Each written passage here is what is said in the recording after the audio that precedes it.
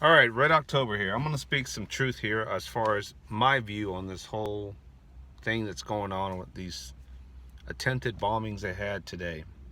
I'm going to speak my part on CNN ranting and raving that it's the president's fault that this has happened.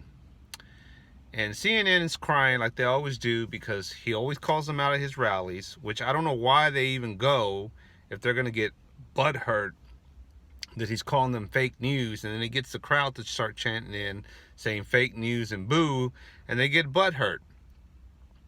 Don't go to his rallies. Don't cover it. You don't have to cover it. But they're like, it's the news. We have to. Don't go if you're going to bitch about the way he talks about you. I don't go to people's houses that I'm unwanted.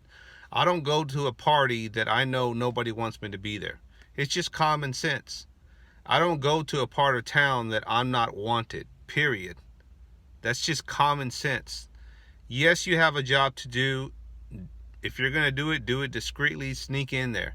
Don't have all your cameras set up and like, we're the news media. Don't even go to the press conferences at the White House. If you know he's going to be rude to you, if you know he's going to hurt your feelings because you're dumbasses, don't go. Wise up. How about that? So they're crying and bitching, saying that this is his fault, this has happened. He needs to take responsibility.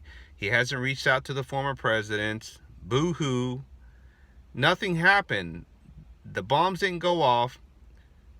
They're working on it. That's what he's spending his time doing.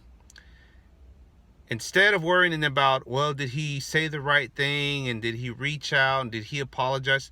It's not his fault this happened. He didn't go to the mailbox and say, here's one for this guy, here's one for this guy, here's one for this dumbass woman, here's one for this dumbass guy right here.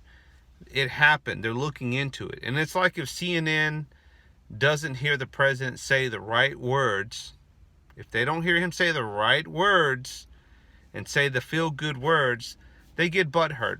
They're upset. Their feelings are hurt. And then they're saying, well, it's not our obligation to say what the president wants to say. It's a two-way street. You don't like the truth. The thing is, the news media, they like to have the say-so. They like to have the official, because they're news media. Whatever they say is the truth, and that's it. And they don't like that this president pops his mouth off right back and says, okay, you know what? Fine, you're the news. Guess what? I'm the president. So I'm going to say my part. And it's not going to be nice, touchy-feely rainbow unicorns. He just says it. They don't like it. And I'm thinking, it goes both ways. How about you be nice to him, show him respect, and he can be nice to you? You both have to meet in the middle. It's like neither one wants to bend the truth. Neither one wants to reach out to the side.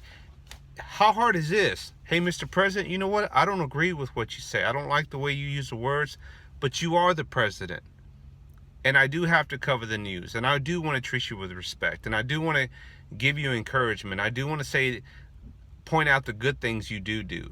You know, I do want to point out that you do some good in this country. And yes, aside from your language and choice of words and the way you behave or act, I don't appreciate that. But you are the president. We do want to support you. We do want to treat you with respect. It goes both ways.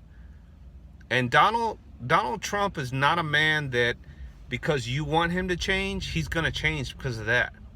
He's going to show you respect if you show him respect. That's it. And all you have to do is play nice.